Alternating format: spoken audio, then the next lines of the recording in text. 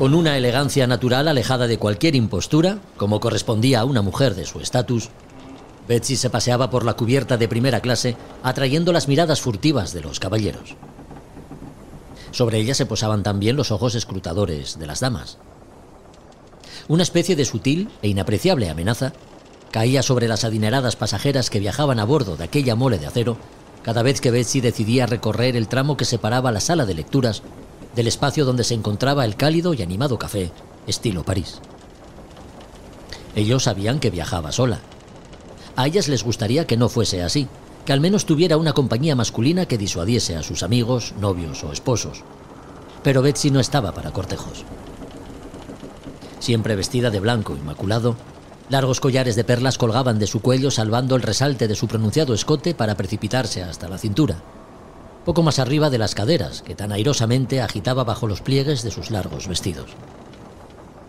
La cabeza bien alta y entre sus manos el bolsito nacarado, una especie de tesoro del que nunca se desprendía. Bien entrada la tarde de un desapacible día otoñal, cuando la luz comenzaba a decaer y la niebla a adquirir la densidad que hace sonar las sirenas y campanas de los barcos, una especie de abatimiento empezó a apoderarse de todos los tripulantes, incluida la dotación entera del buque. Desde los mozos del servicio, botones siempre dispuestos a atender las necesidades y prestar atención a los pasajeros, hasta el capitán, el ambiente espectral que recorría las distintas cubiertas y dependencias, gélido e irreal, fue ahogando el bullicio de la vida a bordo en un silencio fantasmal. Y contagiado por la desgana que llevaría hasta la parálisis a las personas, el Abyssinia empezó a perder su energía en medio del océano. Poco a poco sus luces se fueron apagando, y la propulsión de sus potentes turbinas de vapor también. Solo el sonido de un piano rompía el silencio, añadiendo mayor espanto a la desolación.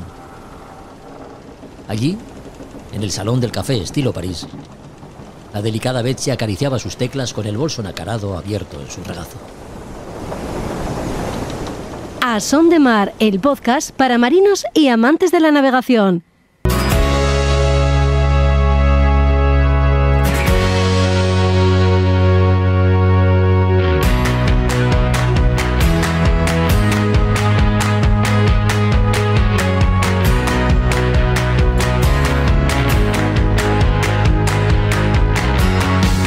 Hola a todos, ¿qué tal? Bienvenidos a otro podcast de A Son de Mar. En el capítulo de hoy, y antes de decirte lo que te vas a encontrar, déjame que te cuente que a partir de la semana que viene estaremos en YouTube. Algunas de nuestras secciones irán animadas con imágenes, en concreto la entrevista con la que iniciamos cada episodio, como es el caso de hoy. A bordo de la Luna grabamos para YouTube con Hans Heilinger, autor del libro Tuvalu. Casi una hora de charla de la que hemos extraído unos 20 minutos, que serán los que escucharás en este podcast. Tras 12 años dando la vuelta al mundo a bordo de su velero junto a su mujer Inma, se decidió a escribir la experiencia, y de eso hablamos, del Tuvalu, el nombre del barco que da título al libro, y de la circunnavegación que les llevaría a conocer algunos de los rincones más exóticos y de las poblaciones más peculiares del planeta. Vuelve la meteorología a Son de Mar. Javier Suárez nos visita de nuevo para dar buena cuenta de las condiciones que uno puede encontrarse en el Océano Índico.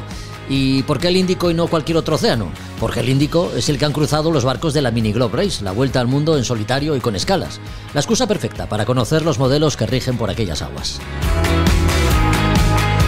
Librería Robinson tiene el regalo perfecto para estas navidades. Por eso con Juan Melgar queremos conocer algunas de las novedades editoriales que tienen sus estantes. El libro de hoy, igual que Tuvalu de Hans, no te dejará indiferente. Los personajes históricos de las Españas de ultramar con Josu Jiménez y el análisis náutico que hace Roberto Bucetas, que en esta ocasión nos habla de las goteras a bordo, completan este podcast. Recuerda, la semana que viene estamos en YouTube. Mantente atento a nuestras redes sociales porque será a través de Instagram y Facebook como te diremos cuando inauguramos el canal. Comenzamos.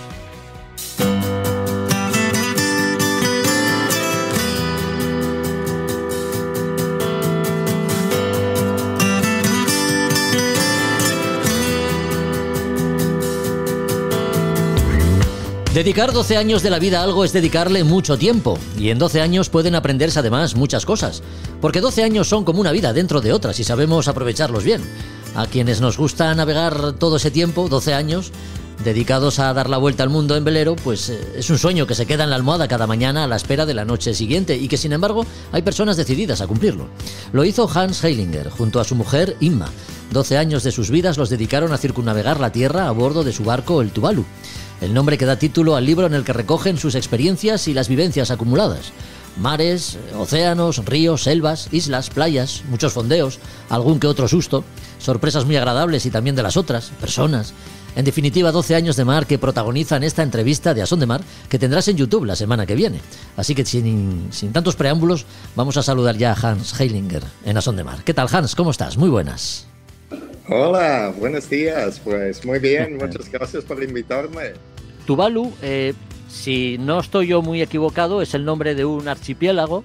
Es el nombre del barco en el que navegasteis, en el que disteis la vuelta al mundo, barco que todavía conserváis, y es el título del libro fruto de ese viaje. Yo lo primero que te preguntaría es que Tuvalu tiene mucho significado para ti, ¿no? Sí, claro.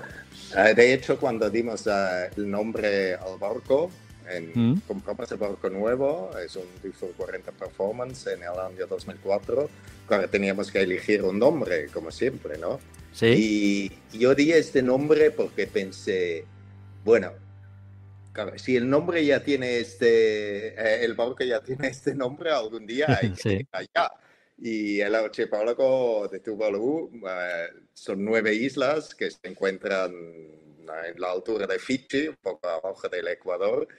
Y era como una meta, un objetivo que pensé, a lo mejor algún día conseguimos llegar allá, pero claro, en ese momento yo no sabía si esto es posible llegar allá, porque no estaba en condiciones profesionales y privadas para llegar allá, pero era como una semilla que dejamos allá, ¿no? Y efectivamente luego en el año 2011 salimos y en el año 2017 llegamos al archipiélago de Tuvalu, a Funafuti. Y la isla, claro, no es cualquier isla, sino tiene mucho significativo porque es uno de estos archipiélagos en el Pacífico que van a desaparecer con el tiempo debido al cambio climático. Y claro, esto también nos interesaba y nos parecía que es un nombre bueno para un barco en el sentido porque conlleva un mensaje también. Hans, antes de que compartas con nosotros el viaje, comencemos por el principio, muy por el principio. Tú naciste en Suiza, un buen día te afincas en Barcelona, una de las grandes capitales del Mediterráneo, pero a ti esto de la navegación no te coge de nuevo. No, pero claro, en Suiza ya he sido regatista en Fireball, que es una vela ligera, que hay mucha competición en Suiza, pero claro, en los lagos, que es otra historia, ¿no? Y de hecho, claro, ya de niño estuve leyendo libros del mar y de los grandes, bueno, de adolescente quizás luego de James Cook y Magallanes y todas estas historias, ¿no? Sí. Pero de hecho con 8 años vi por primera vez el mar, ¿no? Que es una cosa especial en el sentido porque, bueno, ahora que vivo en Barcelona, claro, aquí tenemos el mar delante y cualquier niño con pocos días ve el mar, pero yo no. Y para mí esto fue una impresión increíble ver por primera vez esto, ¿no? Y supongo justo ¿sabes? Lo que tú no tienes, ¿no? Es donde tú sacas un motor interior, el deseo, ¿no?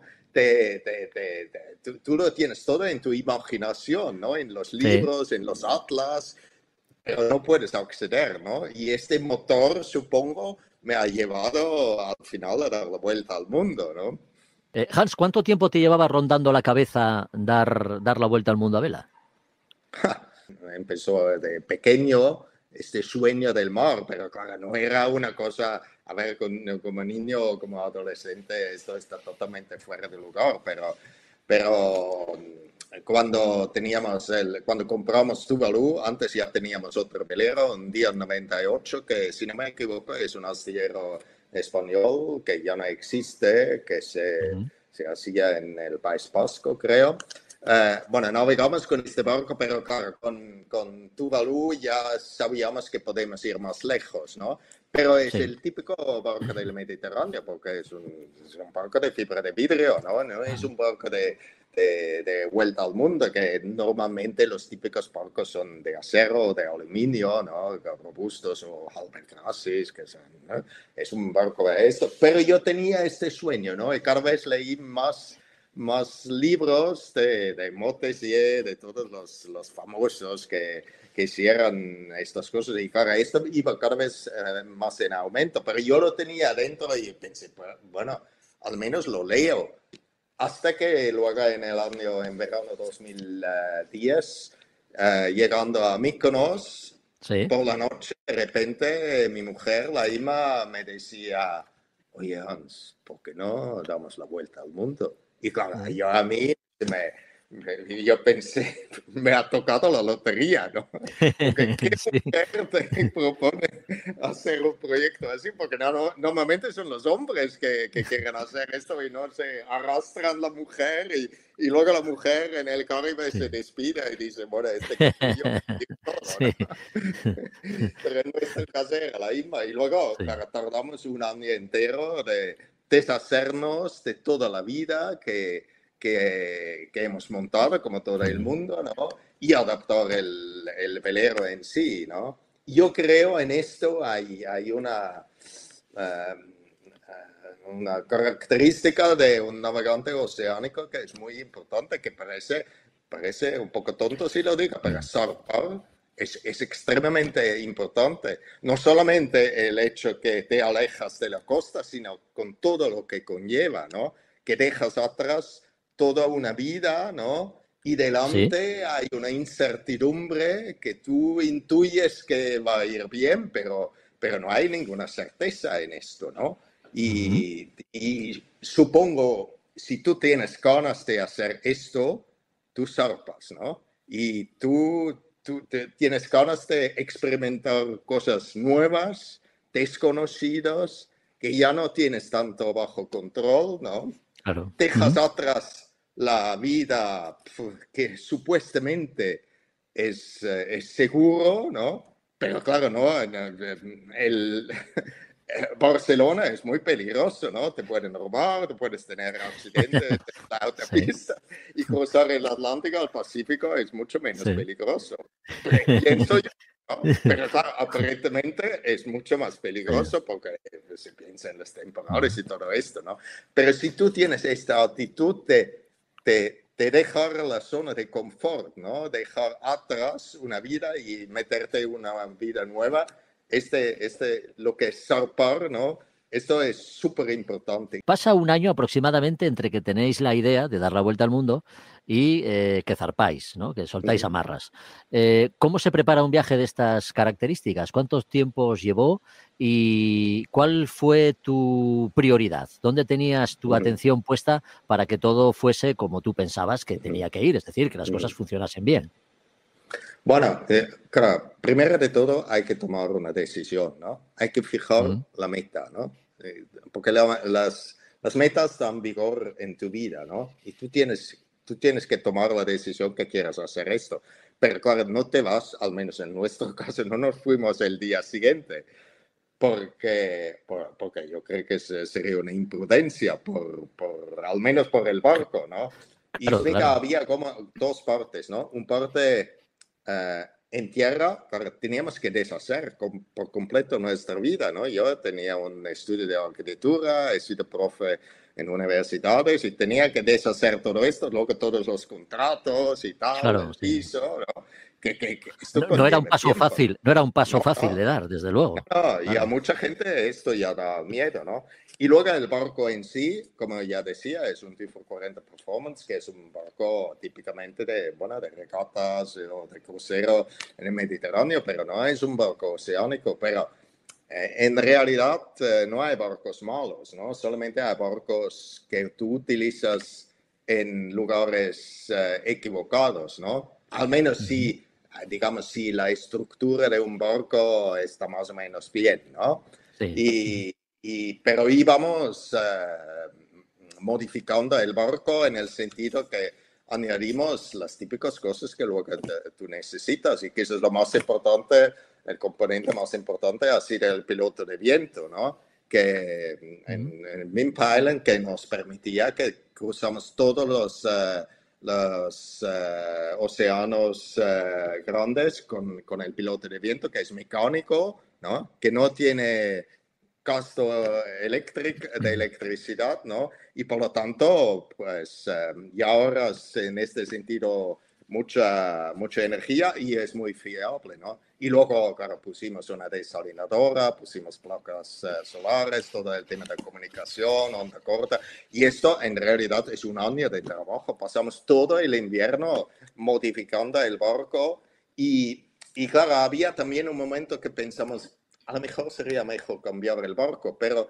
al final yo creo que todos los navegantes sabemos, el barco que tú tienes, que ya has navegado, tú lo conoces, ¿no? Y tú sabes cómo, aunque a lo mejor en el Atlántico o en el Pacífico no es lo mismo como en el Mediterráneo, pero más o menos sabes lo que tienes, ¿no? Y cuando modificas el barco, también sabes dónde y cómo modificarlo, ¿no? Y un barco nuevo, esto es mucho más difícil, ¿no? Y de hecho, ahora el barco tiene 55.000 millas y está totalmente entero. Mañana podría salir otra vez al Atlántico. Sí. Estoy contento con el barco, ¿no? Hans, en el libro que tengo aquí conmigo, Tuvalu, en más de una ocasión parece que deslizas no, tú dices que eres una persona partidaria de la razón, básicamente, ¿no? Como buen arquitecto, no te gustan las improvisaciones y eres de los que dicen que siempre hay que tener un plan B cuando las cosas no salen como tú crees que deberían salir. En este sentido, ¿cuántos planes B a lo largo del viaje tuviste que poner en marcha así, sin pensar prácticamente, ¿no? Aunque seas muy partidario de la razón, un viaje de estas características también enseña que con un pelín de intuición también se pueden solucionar muchas cosas, ¿no? Sí. Yo aprendí, seguramente, el primer año realmente yo he sido el arquitecto, ¿no? Planificando todo, ¿no? Porque como dices tú, como arquitecto, tú planificas. Si tú quieres construir un rascacielos y no eres planificador, nunca construyes un rascacielos. No es que yo lo he hecho, claro. Viene de la profesión y tenía que aprender que claro, si tú te metes en el mar, allá ocurren cosas que tú no tienes bajo control, ¿no? Porque el mar hace lo que le da la gana, ¿no? Claro. El mar no siempre hace lo que tú has planificado, ¿no? Aunque lo has puesto todo empeño en ello, pero el mar, la naturaleza es diferente, ¿no? Y allá viene el tema de la intuición. Pero es verdad que teníamos, digamos, todos los sistemas importantes doblados o triplicados, ¿no? Triplicados, sí. Triplicados. Pero, por ejemplo, la producción de la energía, ¿no? Teníamos el motor con dos alternadores, no con uno grande, sino dos diferentes, para que si una se rompe, que el otro aún funciona. Tenemos placas solares, tenemos un eólico para la producción de viento. Y claro, con esto tú tienes diferentes sistemas que todos trabajan más o menos a la vez, pero según la situación, una está mejor que el otro, o si una falla, el otro funciona. Por ejemplo, los eólicos en el barco, a ver, en downwind con alisios no es muy eficaz, ¿no? Sea el sistema que tú tienes. Pero si tú estás fondeado detrás de un arrecife de corales en el Pacífico que sopla constantemente con 20-25 nudos, el eólico es fantástico porque produce 24 horas viento y los placas solares solamente cuando hay sol, ¿no? Y por lo tanto, bueno, esto intentamos con todos los sistemas, con la comunicación y todo. Y la verdad es que a lo largo de estos 12 años, yo diría, todo ha fallado. Pero luego siempre hemos podido reparar algo. Quizás durante un tiempo estuvimos con uno de los sistemas menos, pero teníamos los otros, ¿no? Claro. Y en este sentido, yo creo la apuesta era bastante bien, ¿no? Tú estás acostumbrado a navegar, es decir, tú ya habías navegado por el Mediterráneo con el Tuvalu, ¿no? El dar una vuelta al mundo es algo completamente distinto. Esa experiencia que uno va acumulando con esas salidas que va haciendo, ¿no? Esas navegadas que se pega por el Mediterráneo, más o menos cerca de su casa, cuando das una vuelta al mundo es un cambio exponencial muy grande, ¿no? Esa experiencia está bien, pero y sirve para dar una vuelta al mundo, pero ¿cuántas veces te has visto en situaciones en las que hayas podido pensar, joder, llevo toda la vida navegando y no sé cómo resolver esta situación, ¿no? Bueno, yo diría el tema de navegar en sí, me refiero a trimar las velas y poner, digamos, el barco para que corre. Esto, claro, esto ya lo tienes en el Mediterráneo, ¿no? Porque Sí, viajas claro. mucho, ¿no? Pero luego hay el parte técnica, porque, claro, tú no puedes ir a una marina y pedir a un mecánico que te resuelva algo, ¿no? Tú estás por allá y tú aprendes a resolver todos los problemas técnicos y tecnológicos que tienes en el barco. Tú lo aprendes por fuerza, porque no puedes llamar al rock para que te Claro, resuelva los problemas. Tú claro, metes sí, sí. mano a todo, ¿no? Y allá aprendí muchísimo, ¿no? Y también es muy interesante y claro, necesitas el interés para hacerlo. Y supongo yo como arquitecto que vengo de una profesión que la técnica tiene su importancia, me gustaba esto, ¿no? Pero esto tienes que aprender, ¿no?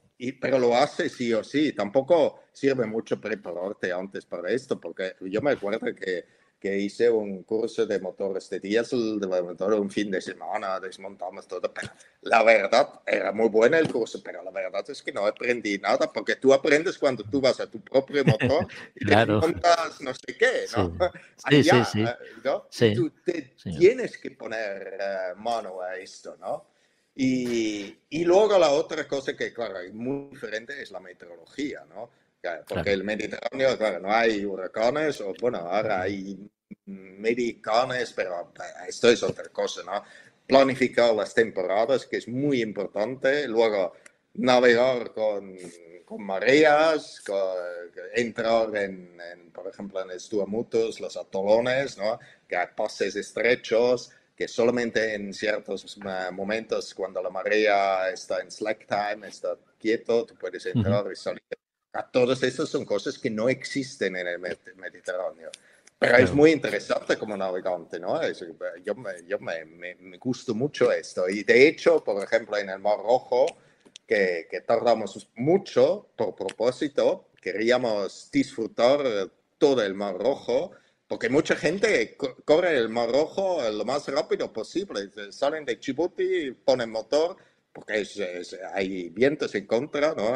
Sopla siempre del norte al sur, ¿no? Y tú vas al norte, pues me caes terrífico, pero si vas lento, cada 10 días se calma un poco y nosotros nos fuimos a fondear, diría, casi a todos los arrecifes que hay allá, que es una maravilla, pero es Claro. peligroso y hay que Sí. saber qué hacer, pero claro, después de 50.000 millas y no sé, miles de veces fondeado, tú ya sabes un Ujú. poco por dónde va y por eso también me gustaba ir un poco más al límite, ¿no? Con la experiencia y con el gran respeto que yo tengo del mar, que es mucho mayor que antes.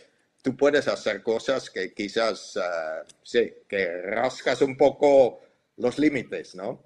Después de una vuelta al mundo, ¿eres de los que piensan, Hans, que un barco es algo más que un objeto?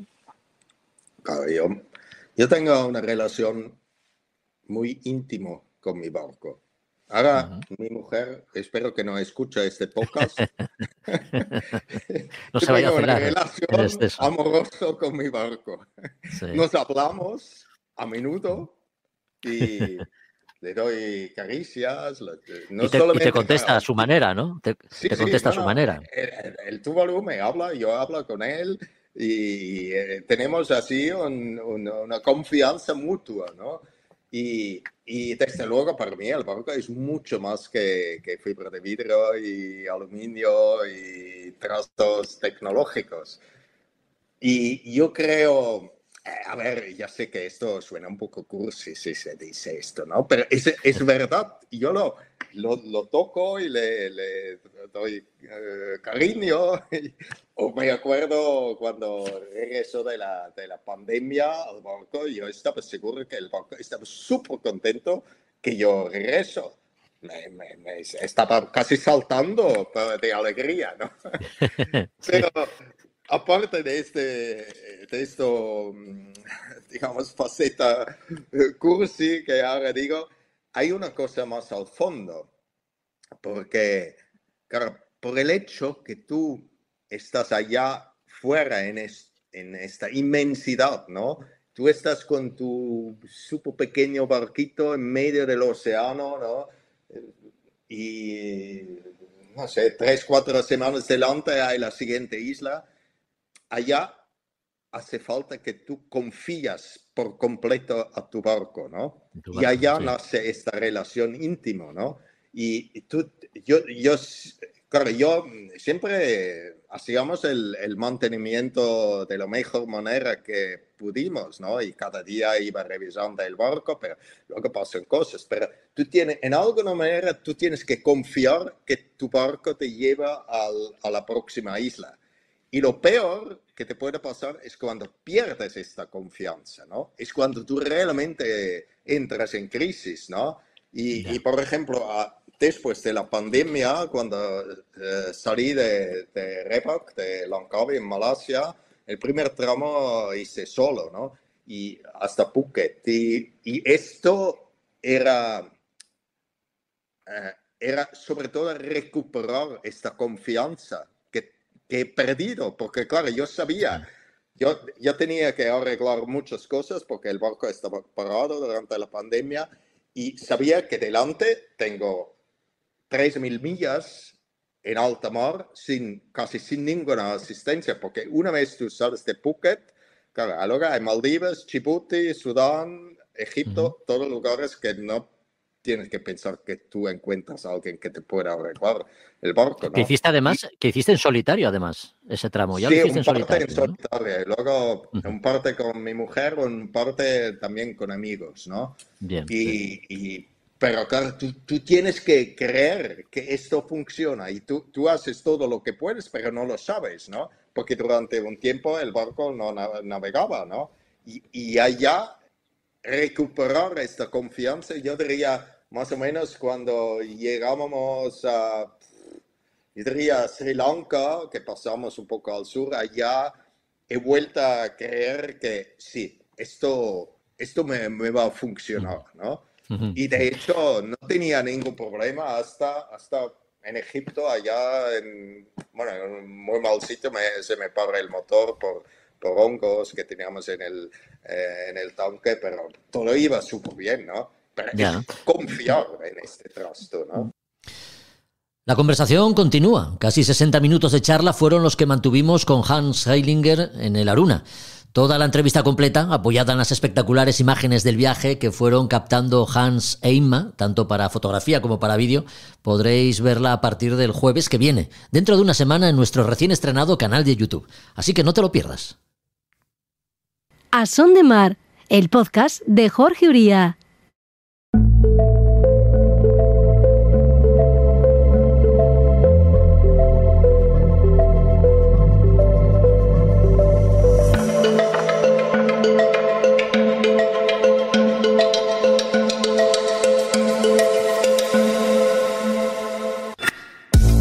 Hablar de meteorología nunca viene mal. Es más, es una de las disciplinas que mejor debe dominar cualquier navegante o al menos conocer para saber interpretar adecuadamente los mapas y modelos que están a nuestro alcance. Que se lo digan si no a Pilar Pasanau y sus compañeros de aventura de la Mini Glow Race, regata de vuelta al mundo en solitario que hoy nos sirve como excusa para hablar de meteorología con Javier Suárez. Esta tercera etapa, que algunos han concluido ya arribando a Ciudad del Cabo, ha sido la más larga. Desde que partieron de Fiji el 26 de julio, los regatistas han cruzado el Océano Índico con diferentes paradas. El norte de Australia, Islas Cocos o Mauricio han sido algunas de ellas. ¿Qué tal, Javier? ¿Cómo estás? Muy buenas. Hola, ¿qué tal, Jorge? Muy buenas. Oye, siguiendo los pasos y la estela de Pilar Passanau y el resto de regatistas, queda menos para que Pilar arribe a Ciudad del Cabo. Ella y el resto de navegantes han tenido que cubrir 9.700 millas por un océano especialmente complejo, ¿no? ¿Qué peculiaridades meteorológicas tiene el Índico? Sí, aparte de un océano complejo, la verdad que no sé, hacerlo en un mini transat tiene que ser una cosa bastante divertida, sí. En el sentido de la palabra. Es más pequeño que un mini transat, no llega ni a los 6 metros estos barcos. Sí, exactamente. Bueno, el modelo que usan para esta regata. Sí. La verdad que admirable y envidiable. La verdad es que sí. Pues nada, en cuanto a lo que me preguntas, pues mira, la primera parte que tuvieron que, justo pasar por entre el estrecho de entre Australia y Nueva Guinea y todo ese tipo de islas, pues eso está más condicionado por la orografía de las islas. Siguen teniendo generalmente vientos portantes, o sea, vientos que les vienen por la popa generalmente. Bueno, en el estrecho pues muy variable todo. Pero ya una vez que se meten en el Índico, pues el Índico ya tiene sus características bien definidas, por decirlo así. Sí. Que depende mucho si estamos en la parte norte del Océano Índico, ya más pegada al continente, a la península de la India, etcétera, o si estamos ya en la parte por el sur de la zona de convergencia intertropical o por el sur del Ecuador, que ya es un mar más abierto justo entre Australia y Madagascar y el sur de África. Sí. Estamos hablando de las peculiaridades de este océano, que para ser navegante, efectivamente, y tú lo acabas de apuntar ahora, o sea, para ser navegado, digo, al norte la proximidad del continente tiene su influencia, y al sur la Antártida también condiciona, ¿no? ¿Y de qué manera? Efectivamente, bueno, es un océano muy condicionado. Sí. Eso, al norte, ya te digo, por la proximidad del continente, y ahí lo que principalmente el motor de la climatología en esas latitudes serían los monzones. Sí. Los monzones que para recordar, tenemos dos tipos de monzones. Los monzones que llamamos húmedos, que serían los de mayo a octubre, sí, que son del suroeste, que son los que traen las famosas lluvias que en toda la cordillera del Himalaya y el norte de la India, y los que estarían afectando ahora en esta época del año, que son los monzones secos, que son del noreste principalmente, y en esta parte del Océano Índico, esta parte que decimos siempre al norte del Ecuador, son estos vientos monzones, los secos y los húmedos, los que también generan o los que influyen sobre las corrientes marinas, ¿no? Y entonces, mientras que tengamos establecido el monzón seco, o lo que llamamos de octubre y abril aproximadamente, este monzón del noroeste, tendremos corrientes desde el sentido hacia el oeste, impulsadas por este viento del noroeste. Y al contrario, mientras que tengamos el monzón húmedo de mayo a octubre aproximadamente, con estos vientos generalmente del suroeste, pues las corrientes en esta parte del Índico, en esta parte norte, más cerca a los grandes continentes del norte, tendremos también las corrientes en sentido, sentido más hacia el este o el oeste, condicionadas también por los alisios. Sí. Y luego en la parte sur del Índico, pues ahí generalmente, ahí lo que tenemos siempre es hay mucho más, menos continentalidad, mucha más masa de agua, entonces ahí lo que tenemos una zona como de alisio, sería el equivalente al así un poco exagerado, el equivalente al anticiclón de las Azores, pues se formaría un anticiclón entre Australia y Madagascar. Recordar a los oyentes del podcast que los anticiclones en el hemisferio sur, el giro del viento es distinto del hemisferio norte, es contrario completamente. Yeah. En el hemisferio sur el sentido del viento es antihorario. Y entonces, pues en esta ruta que están haciendo los navegantes o que hicieron los navegantes de la Mini Globe, pues lo que van es tienen vientos portantes, tienen los alisios del sur, que les ayudarían en la navegación.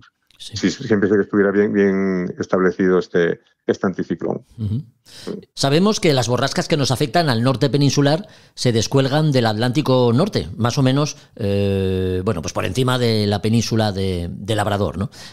Pero ¿dónde se crean, dónde se forman las borrascas que afectan al Océano Índico, Javier? Bueno, las principales, y cualquiera que aficionado a la navegación y sobre todo a la regata de estas alturas sabe que las principales del Océano Índico, que ya son muy al sur, estas más famosas tren de borrascas que suceden más al sur del Cabo de Buena Esperanza, que es la que aprovechan los navegantes que justo que van en los que hacen la circunnavegación en sentido contrario que están haciendo estos de la Mini Globe, que van de oeste a este, pues eso aprovechan ese tren de borrascas que sucede, que pasan por el sur de Australia, por el sur de Buena Esperanza, etcétera.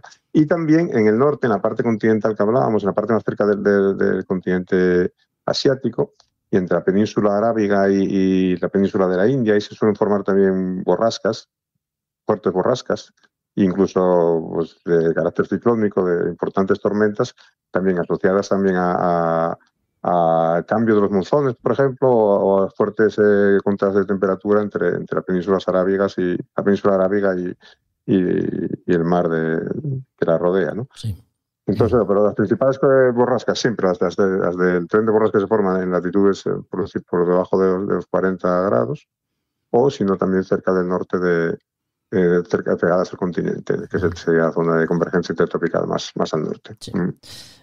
Vientos y corrientes. Estos son los factores que influyen de manera muy importante en la navegación a vela. ¿Cómo se comportan en el Índico? Bueno, pues eso, antes comentamos un poco cómo era al norte del Ecuador, pegado a la península de la India. Sí. Ahí ya dijimos que el motor central de esas corrientes y esos vientos serían los ciclos de los monzones. Y luego en la parte sur, rodeando, pues imaginamos un círculo que vaya con el centro en un anticiclón entre Australia y Madagascar, y el sentido de las aguas del reloj, pues sería ese sentido del viento que genera ese anticiclón, pues sería también el sentido de las corrientes. Entonces tendríamos una corriente ecuatorial del Índico de sentido este-oeste, pegada a zona de convergencia intertropical, o sea, muy pegadita a la línea de Ecuador, que sería la que aprovecharían, la que podrían haber aprovechado si estuviera bien montado el anticiclón, la que pudieran haber aprovechado los navegantes de esta regata. Luego, pegada a la costa de África, estaríamos ya con una corriente en sentido norte-sur, o sea, hacia el sur, que sería la corriente de Mozambique y su prolongación, que es la famosa corriente de agujas. Esa corriente de agujas, al llegar al Cabo de Buena Esperanza, se divide en dos. Una parte que se giraría hacia arriba, que sería la corriente de Benguela, que subiría por la costa oeste de África, y otra parte se juntaría con la corriente del Antártico, que es la que bordea a toda la península antártica, que es de sentido oeste-este. Esa corriente del Antártico, pues a la altura de Australia, de Australia, ahí tendría un ramal que sería hacia el norte para conectar otra vez con la corriente ecuatorial del Índico, que sería la corriente occidental de Australia. O sea, sería una especie de círculo en sentido de las aguas del reloj, que eso que barrería la costa occidental de Australia, toda la línea ecuatorial, la costa oriental de África y luego toda la línea por encima del Antártico. Esta corriente y eso sería acompañado también... Sí, perdón. Sí, dime, adelante. No, que es eso, que esta corriente lleva el sentido obviamente del viento que le ayuda a generarse, vamos, que es este viento anticiclónico, que ya dijimos que en el hemisferio sur es de sentido de las aguas del contrario, las aguas del reloj, perdón. Esta corriente de agujas que acabas de apuntar es la que se da en el sur de África, en el entorno del Cabo de Buena Esperanza. Exactamente, viene desde el estrecho de Madagascar hasta el entorno del Cabo de Buena Esperanza. Sí. Vale. Pues esta corriente, ¿no?, unida a la aceleración del viento que puede darse en un cabo como el de Buena Esperanza, ¿qué condiciones crea en ese punto concreto? ¿Cuál es el escenario general que se da en esa zona? Sí, bueno, pues eso, se uniría. Bueno, la corriente de agujas es una corriente bastante fuerte, de promedio pues está alrededor, entre 0,4 y 1,2 nudos, pero llega a máximos de 5 nudos, una corriente puede llegar a ser muy fuerte.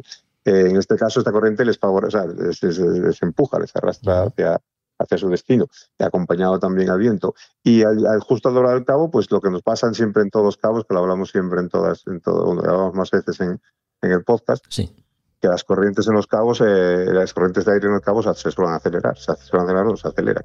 Entonces este aire que viene pegado de sentido norte-sur, o de sentido más bien noreste, que al llegar al Cabo de Buena Esperanza, pues se bifurca, tiene una más salida, entonces ahí justo en la punta, justo donde la punta de Ciudad del Cabo, ahí se se acelera bastante. De hecho, la previsión ahora para estos momentos es que hay vientos acelerados justo ahí en esa zona. Sí. Porque eso se suma, aparte de la corriente, se suma eso, pues el efecto este de la esquina, el efecto del viento al doblar un cabo grande, como es este, un cabo continental, de hecho.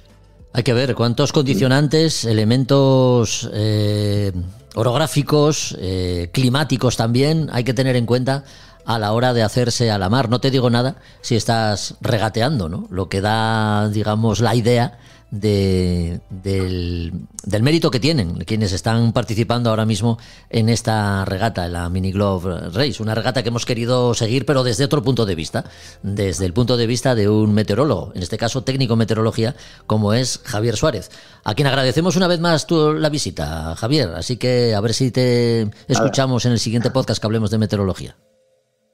Perfecto, sabes que siempre encantado de hablar con vosotros y eso, y también envidia y sana y admiración por estos regatistas que están en esta prueba con esos barcos de esas características tan peculiares. Pues claro que sí.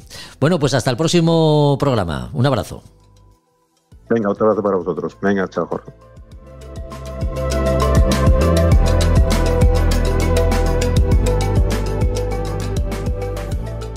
A Son de Mar, la náutica en un podcast.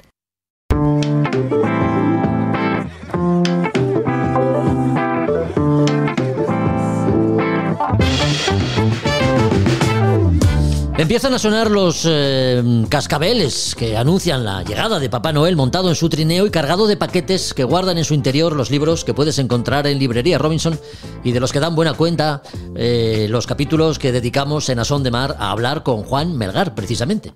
Hoy hablamos de un lujo para la vista como es contemplar las páginas de yates clásicos. Así que vamos a ello. ¿Qué tal, Juan? ¿Cómo estás? Muy buenas. Hola, Jorge. Pues encantado de estar aquí una vez más. Oye, barcos de otro tiempo que se recogen en este libro, que es una novedad editorial, ¿no? Pues sí, es una novedad que ha llegado hace muy poco y la verdad es que, como bien has dicho, eso es todo un goce para la vista. Es un pedazo de libro, es un formato así grande y con, bueno, la verdad es que con una fotografía espectacular.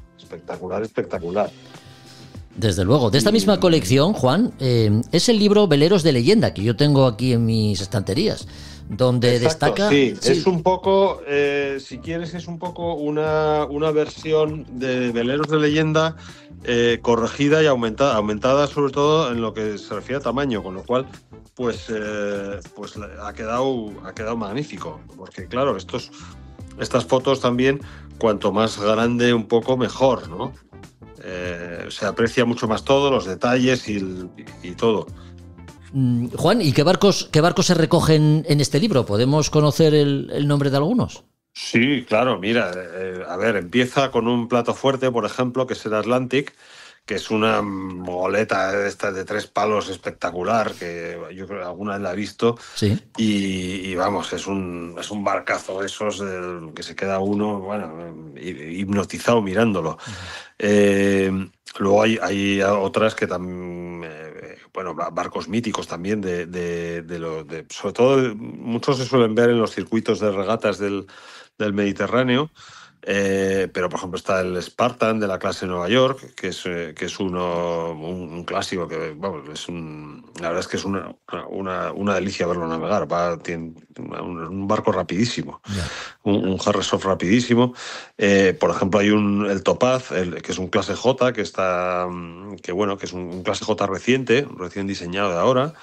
Está el Manitou, el famoso barco de Kennedy.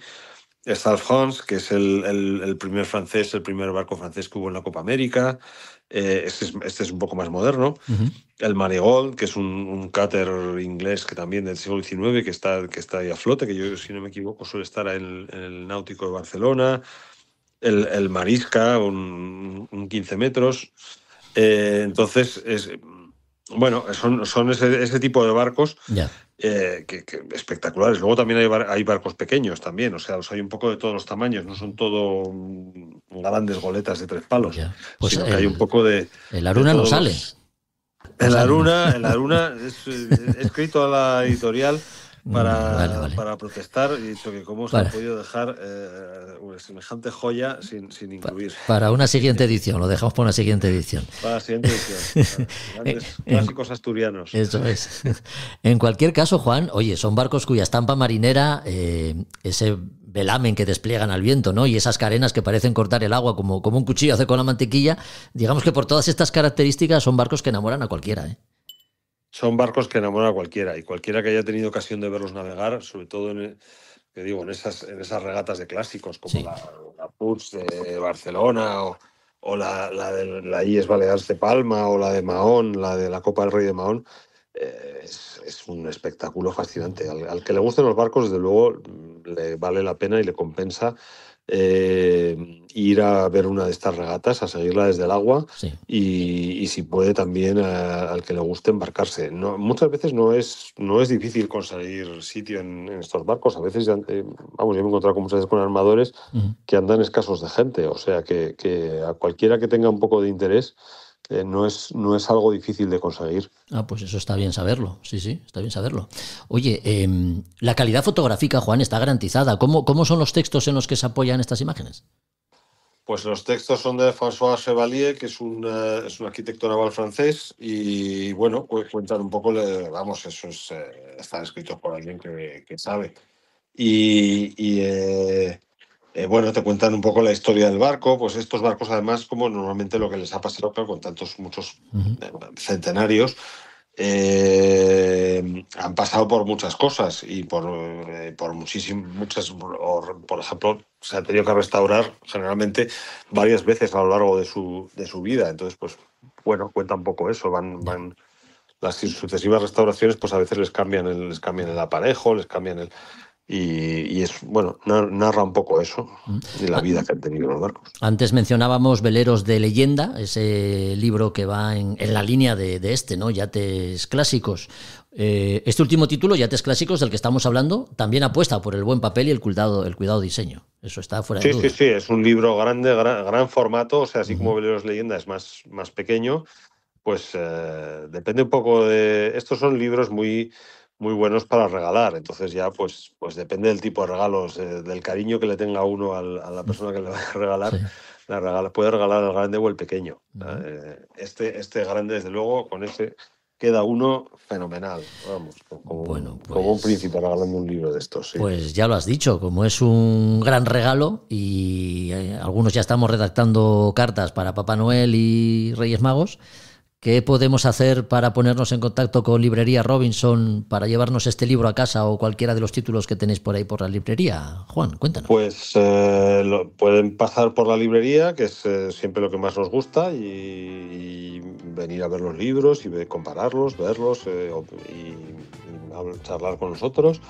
Y luego el que no pueda venir, no pueda desplazarse, siempre nos puede pedir por la web, por nauticarobinson.com, o llamarnos por teléfono o escribirnos un email, y estaremos encantados de ayudar, recomendar y de todo lo que sea. Pues como siempre hacemos, tomamos nota y te emplazamos al próximo capítulo. Juan, por aquí te esperamos. Un abrazo. Muchísimas gracias, Jorge. Es un placer estar aquí como siempre.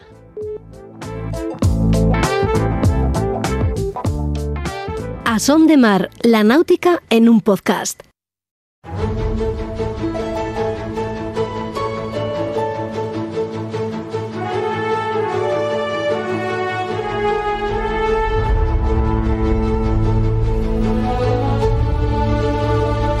Ponemos la proa allá donde soplan los vientos de la historia, donde todavía resuenan los ecos de los nombres de todos aquellos que han contribuido a construir el mundo que hoy conocemos, a veces sacrificando sus propias vidas.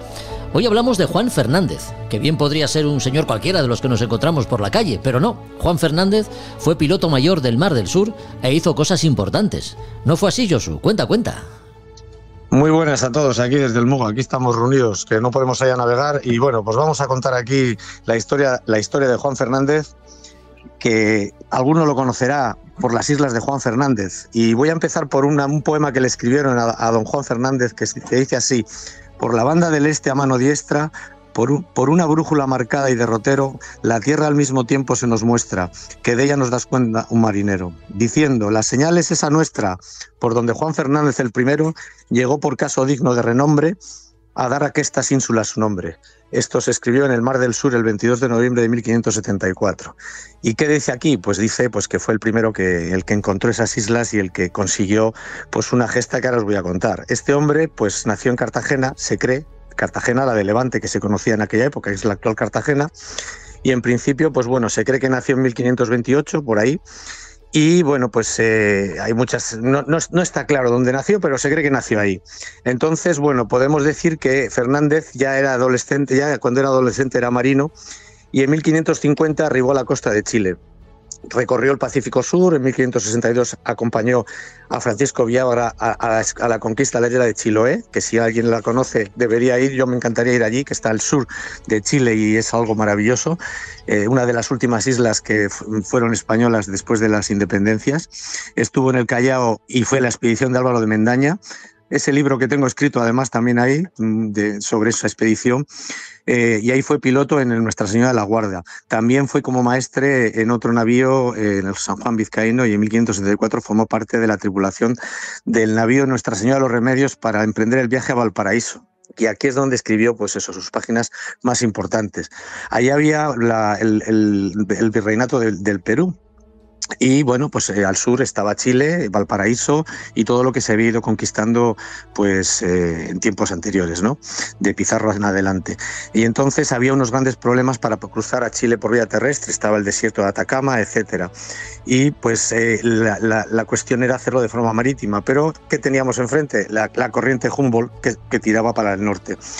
Resulta que desde Valparaíso a Perú pues se podía llegar en un mes, pero para bajar se podía tardar 3 o 6 meses. Incluso cuentan de mujeres que tuvieron los hijos, ya quedaron embarazadas y el hijo nació en el propio barco, ¿no?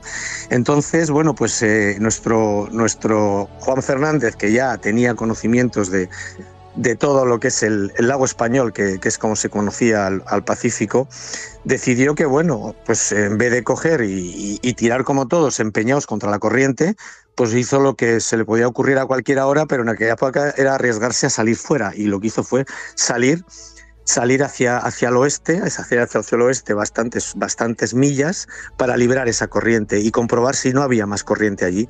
¿Y qué pasó? Pues que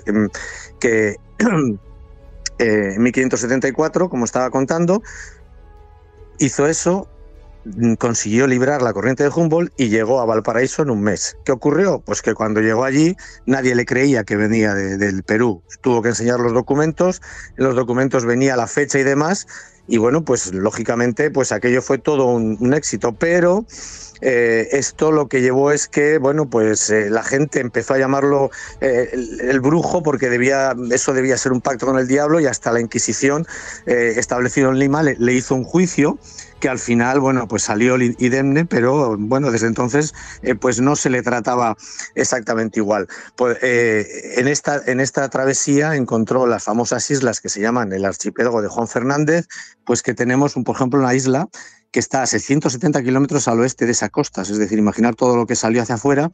Una isla se llama Robinson Crusoe, que digamos que en aquella época se llamaba Más a Tierra. Otra es Alejandro Selkirk, que se llama la isla de Más Afuera, algo más sencillo, y el islote de Santa Clara. Todo eso es de Chile ahora, y bueno, pues nuestro hombre pues las pobló e incluso fueron de su propiedad.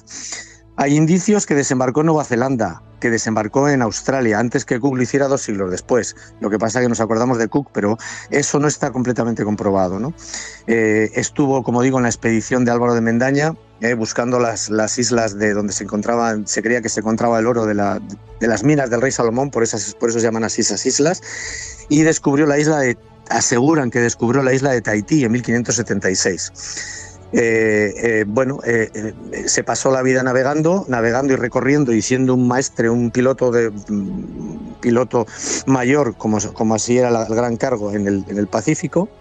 Y bueno, pues incluso estando en Valparaíso sufrió el ataque del gran héroe para los britanos, pero para el resto gran pirata como Francis Drake, que quemó la ciudad, incendió las naves. Y él, bueno, pues como pudo, salvó y consiguió pues salir hacia el Perú y avisar de la presencia, y por eso defender, y que el magnífico pirata Francis Drake pues no pudiera hacer tanto daño más arriba. A los 50 años el hombre ya se casó, y 10 años después, pues nos dejó en 1559, dejando todas esas tierras a la Compañía de Jesús, que después los jesuitas, que bueno, en principio, digamos, pues bueno, harían algo con ellas, pues no, las vendieron, ¿no? Entonces, bueno, esta es la historia de Juan Fernández, una historia un poco corta, que se puede alargar si queréis mirar la expedición de Álvaro de Mendaña, o si queréis ver, pues eso, ¿no? Su gran hazaña, que fue la de conseguir mejorar la comunicación entre el virreinato del Perú con Chile, que estamos hablando ahora mismo, ya es una distancia gigantesca. Imaginaros lo que sería pues en aquella época, con aquellos barcos, y para poder llevar pertrechos, correos, para poder llevar ayuda, para poder colonizar y llegar todo hasta el sur de lo que es Chile, ¿no? Hasta Chiloé, que es esa isla maravillosa que, si alguno lo quiere, lo mire en el Google y lo busque, porque es una isla que teníamos que hacer una excursión todos los de A Son de Mar. Y esto es un poco la historia cortita de Juan Fernández y sus islas. Una historia cortita pero intensa. No todo el mundo deja su nombre impreso en un archipiélago. Gran marino de reconocido prestigio. Tanto prestigio tuvo que llegaron a llamarle incluso el brujo, aunque con segundas intenciones. Así fue Juan Fernández, el protagonista que hoy nos trajo Josu Jiménez. Así que, Josu, como siempre, disfruta del Muga, gracias por acompañarnos y te esperamos en el siguiente capítulo que hablemos de personajes históricos, ¿de acuerdo? Pues nada, aquí os pueden mandar un saludo mis compañeros que están aquí en el salón del Muga, bebiendo vino, que no podemos salir con tantas olas. Pues disfrutar de ese vino, un abrazo. Venga, vale, hasta luego a todos. A Son de Mar, el podcast de Jorge Uría.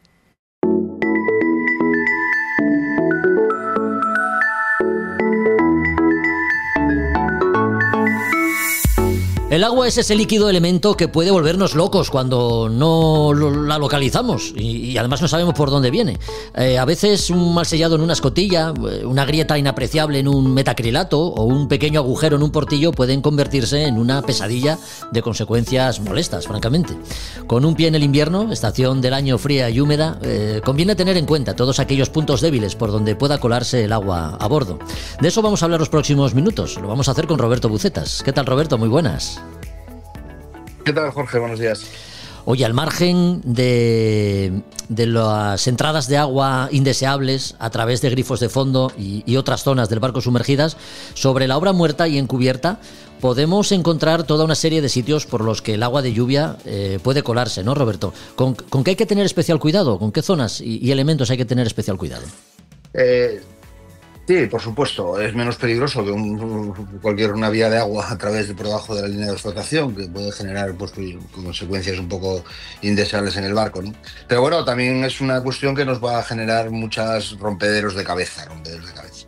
Podemos indicar primero que bueno, los barcos no deberían tener ningún tipo de gotera, ningún tipo de humedad, se supone, igual que puede pasar una casa que por las ventanas no tiene por qué entrar agua, o un coche que por las ventanillas o por todo lo que sería el compartimento del coche, del vehículo, no podría entrar agua. Pero bueno, si estamos ya con barcos un poco una cierta edad, vamos a dejarlo ahí, sí. Pues bueno, pues alguna pequeña entrada de agua, alguna pequeña gotera, sí que a veces podemos tener, ¿no? Entonces, bueno, podemos ver un poco el estado de la cuestión, que puede ser, bueno, puntos críticos que podemos encontrarnos a través de los cuales nos puede entrar agua. Todo el mundo los tiene y los visualiza, yo creo, ¿no? Todo el tema de escotillas, metaquilatos, pasacables de la cubierta. Pues, me estaban viendo en la cabeza cosas recientes de barcos en los cuales hemos tenido que taponar alguna vía de agua, tener que hacer algún tipo de reparación, ¿no? Sí. Barrascota de la Mayor, he visto recientemente un barco que estaba goteando por una barrascota, por un tornillo, un perno que estaba mal sellado, mordazas en la cubierta.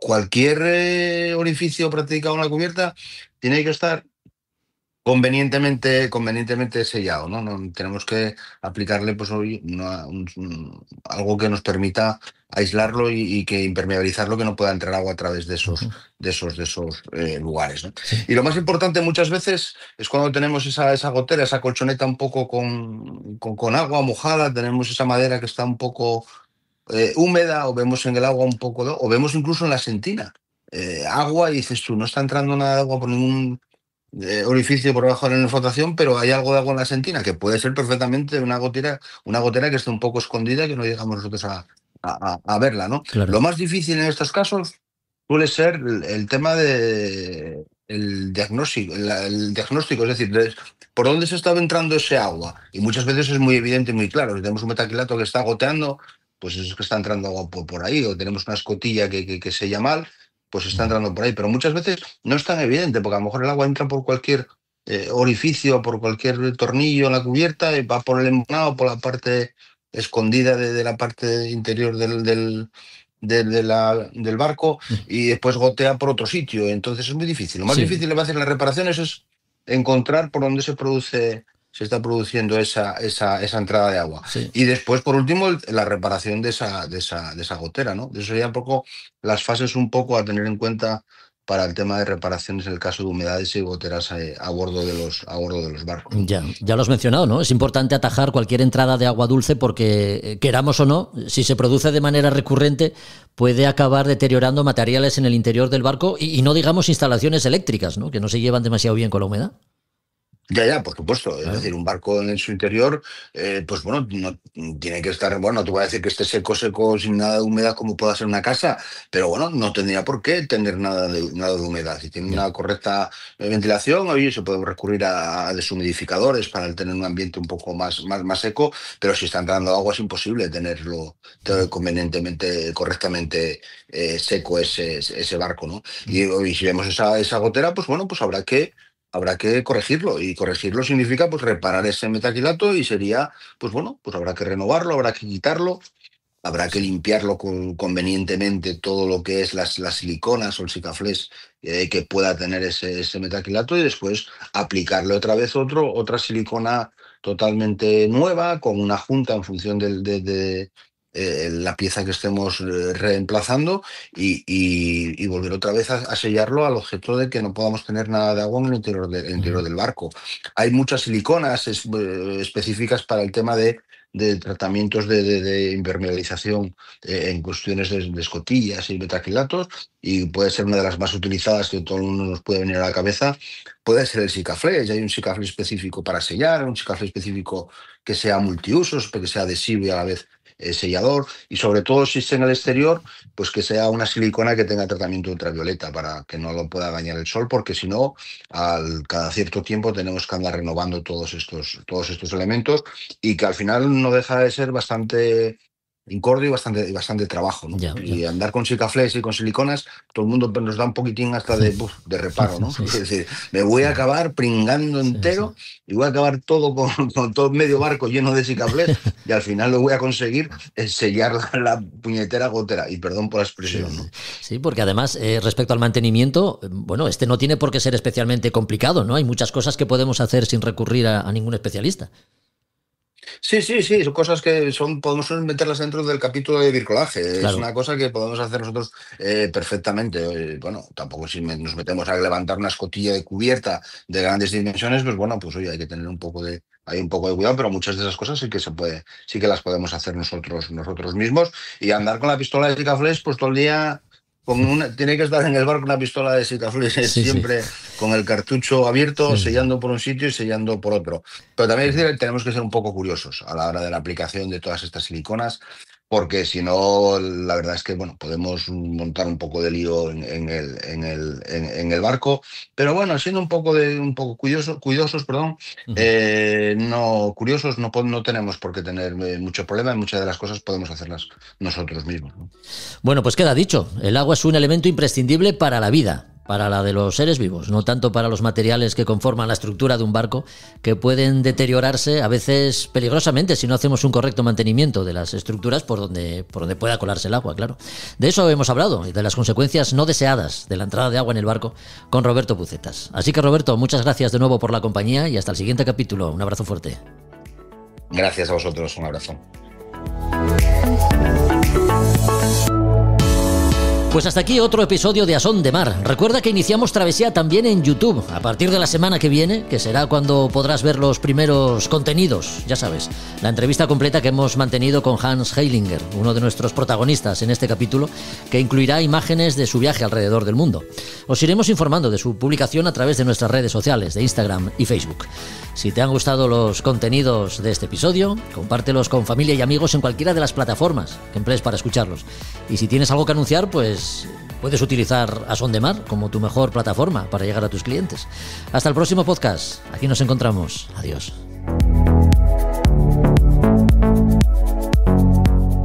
A Son de Mar, la náutica en un podcast.